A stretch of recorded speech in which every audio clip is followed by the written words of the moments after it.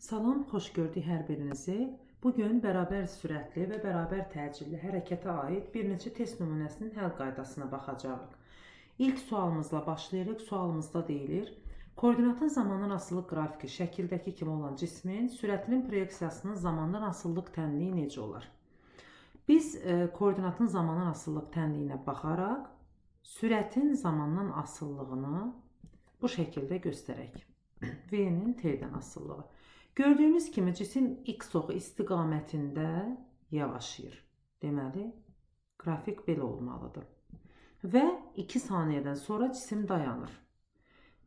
Və biz bunu VT qrafikində də görürük. 2 saniyə sonra sürəti 0-a bərabərdir. Və XT qrafikində də qrafikin baxın, belə bir əyrinin təpə nöqtəsi həmişə son sürətin 0 olduğu nöqtə olur. Yəni bu qrafikin artıq belə bir qrafik görəndə bunu biz VT çəkmədən belə bilməliyik. İndi verilən kəmiyyətləri, XT-də verilən kəmiyyətləri VT-də nəzərə alaq. 2 saniyədə cisim 20 metr yol gedib. İndi mən fikirləşirəm. Axı başlanğıc sürəti bilmirəm. Amma onu bilirəm ki, VT qrafikindəki fiqur sahəsi gedilən yolu bildirir. 20 metr yol getmişəmsə, deməli fiqur sahəsi 20 olmalıdır. Onda V0 vurulsun 2 bölünsün 2, yəni düzbucaqlı üçbucağın sahəsi 20-yə bərabər olmalıdır. Buradan alıram ki, V0 bərabərdir 20-dir. Deməli, bu cismin başlanğıc sürəti 20 imiş. 20. Onda təcillim neçə olur? Diqqət eləyirəm. V0 20-dir. 2 saniyə ərzində sürət 0-a bərabər olubsa, A bərabərdir. -10. Delta V böl delta T'dən, yəni sürət dəyişməsi 20-dir. Zaman da 2-dir, böldüm -10 elədi. İndi sürət tənliyimiz necə idi? V0 plus AT. Ümumi tənliyimiz budur. V0-ın yerinə yazıram. V bərabərdir 20. Təcilin yerinə -10. 20 minus 10T. Tənliyimiz bu şəkildə. Gördüyümüz kimi bu bizə A variantında verilib. İkinci sualda düzgün cavab A variantı. Növbəti sualımızda deyilir ki, cismin sürətinin proyeksiyasının zamandan asılılıq qrafiki verilmişdi, hansılar doğrudur? Deməli, təcilləri müqayisə eləməliyik bütün variantlarda. Birinci və üçüncü hərəkət təcilli hərəkətdir, amma ikinci hərəkətdə təcil A2-də 0-a bərabərdir. Çünki burada cisim bərabər sürətlə hərəkət edir. Və təcil düsturunda V minus V0 bölünsün T olduğuna görə cisim bərabər sürətlə hərəkət edəndə V minus V0 fərqi 0-a bərabər olur. Ona görə təcil 0-a bərabərdir. İndi 1 və 3-ü müqayisə etmək istəsək. Baxırıq 1-ə və 3-ə. 1-də də sürət dəyişməsi. Məsələn, deyək ki, bura özümdən yazım 5 metr böl saniyə. 0-dan 5-ə dəyişibdir. Üçüncü nöqtədə də 5-dən 0-a dəyişib. Ədədi qiymətcə eynidir. Ancaq işarələri nəzərə alsaq, bizə işarə nəzərə almaqla soruşur. Deməli, A2 0-dır. A1-də baxırıq. V müsbətdir. Yeyinləşən hərəkətdirsə, A da müsbətdir. Deməli, A1 böyükdür 0-dır. İndi 3-ə baxıram. V müsbətdir. Yavaşlayan olduğu üçün A mənfi olmalıdır. Belə variant A1 0-dan böyük, A2 0-a bərabər, A3 isə 0-dan kiçik olan C variantında verilib. Düzgün cavab C bəndi. Növbəti 15-ci sual. Sualda deyilir ki, T bərabərdir 0 anında K nöqtəsindən -4 metr böl saniyə başlanğıc sürətlə hərəkət edən cismin koordinatının zamandan asılı qrafiki şəkildəki kimidir. 4-cü saniyənin sonunda cisim hansı nöqtədə olar? Bunu bilmək üçün biz VT qrafikini çəkməliyik. Yenə də VT. Baxıram ki, cisim X oxu əksinə yavaşıyır. Mən də burada əksinə yavaşıyanı çəkirəm. Bu şəkildə. V0 -4-dür. Yazıram. -4. 4 saniyədən sonra yenə də sürət 0-a bərabər olubdur. Mənim qrafikimdə də o cürdür. İndi bu fiqurun sahəsi cismin getdiyi yolu bildirir. Yəni, yer dəyişməni bildirir. 4 vur 4 böl 2 elədi 8. Cisim X oxu əksinə 8 metr yol getməlidir. Mənə 4-cü saniyənin sonunda deyir hansı nöqtədə olar. 8-ci demir. Bu qrafik 8 saniyə anın təsvir edir, amma məndən 4 saniyəni soruşur deyə mən ancaq bu maraqlıdır. X oxu əksinə 8 metr gedəndə gəlib düşürəm N nöqtəsinə. Deməli, mən 4-cü saniyənin sonunda N nöqtəsindəyəm. Düzgün cavab C bəndi. 16-cı sualda təcilin zamanarasılıq qrafikinə əsasən sürətin zamanarasılıq qrafikini təyin etməliyik. Başlanğıc sürət 0-dırsa, baxın, başlanğıc sürət 0-dır. Təcilləri müqayisə etsək, özümüzdən bir qiymət verək. Məsələn, bura 10 deyin, aşağıdakı təcilə 5 deyin. Birinci qrafikdəki təcil, ikinci qrafikdəki təcildən daha böyükdür. Təcilin böyük olması nə deməkdir? Delta V böl delta T. Yəni, sürət dəyişməsi böyük olmalıdır. Yəni, V-nin T-dən asıllığında sürət dəyişməsi xəttin daha dik olmasıdır. Burada xətti daha dik çəkirəm. İkinci hissədə biraz meyilli çəkirəm. Çünki təcil kiçilməyi sürət dəyişməsinin kiçilməsi deməkdir. Onda baxın, dəyişmə, belə göstərək. Bir var bu hissə ola, yaşıl hissənin uzunluğu, bir var sarı hissə.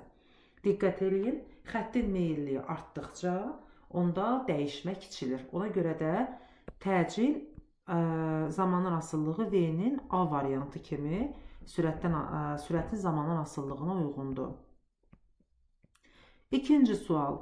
Sualda deyilir ki, üfüqi səthdə hərəkət edən bir cismin sürət zaman qrafiki şəkildəki kimidir. V, T qrafiki. Buna görə orta sürət neçədir? V ortanı bizdən soruşur.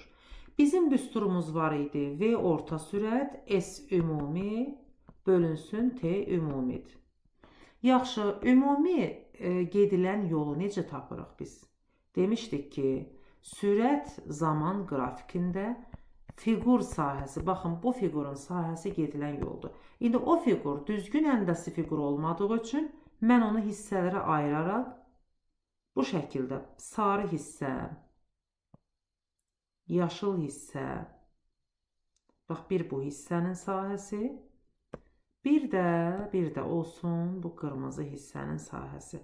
Bax, bu sahələr cəmi bizə gedilən ümumi yolu verir. Gəlin bunu hesablayaq.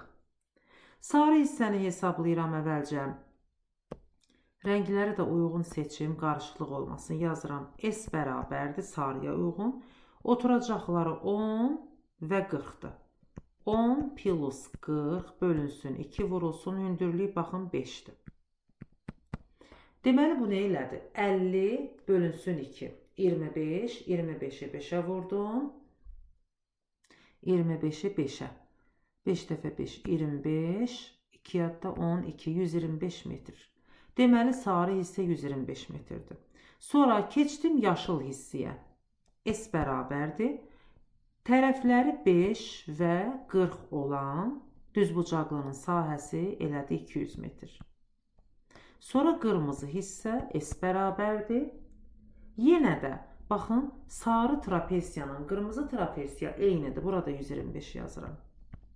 Deməli, 3 dənə S-i cəmlədim. Bu mənə ümumi gedilən yolu verdi. S ümumi bərabərdir. 125-in üzərinə 125 gəldim. Elədi 250. 250. Plus 200. Elədi 450. Ümumi gedilən yolum 450. Ümumi sərf olunan zaman 15.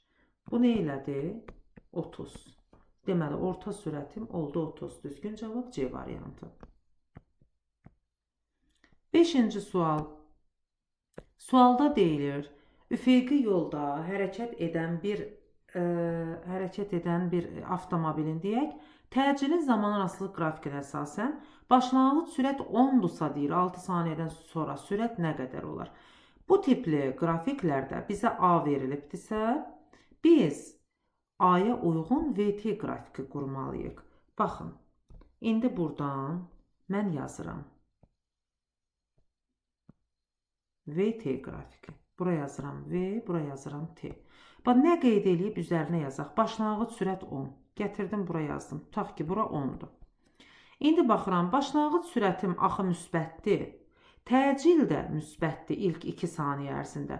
Deməli, hər ikisi müsbətdirsə, mən X ox istiqamətində yeyinləşirəm. Bax, belə yeyinləşdirdim. Neçə saniyə? Gətirdim bura qoydum 2 saniyə.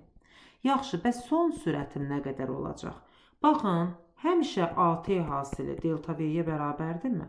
Çünki A bərabərdir delta V böl T-dir. Yəni, A-nın T-yə hasili 10 sürət dəyişməsi olmalıdır. Mən bu tərəfə yuxarı elə bir sürət yazmalıyam ki, sürət dəyişməm 10 eləsin. Deməli, onun üzərinə bir 10 da gələrəm 20.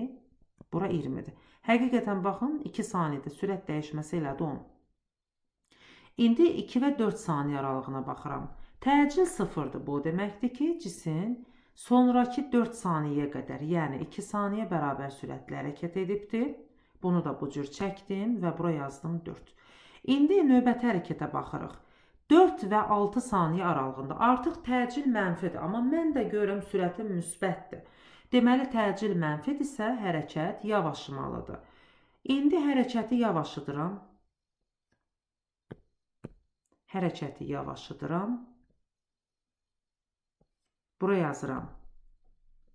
Deyək ki, 6 saniyə. Bəs sürət dəyişimi, son sürətə nə qoyum? Bax, bu hissiyə. Bu hissiyə nə qoyaq? Bu hissiyə yaşıl, baxın, yaşıl hissə.